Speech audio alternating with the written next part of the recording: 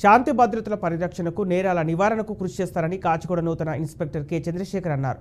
కాచిగూడ ఇన్స్పెక్టర్గా బాధ్యతలు స్వీకరించారు. రానున్న బోనాల పండుగ సందర్భంగా ఏరియాలో కట్టుదిట్టమైన భద్రత ఏర్పాటు చేస్తున్నట్లు ఆయన చెప్పారు. శాంతియుతంగా పండుగను జరుపుకోవాలని ఆయన ప్రజలకు సూచించారు. శాంతి భద్రతల పరిరక్షణలో ప్రజలు పోలీసులకు సహకరించాలని ఆయన విజ్ఞప్తి చేశారు.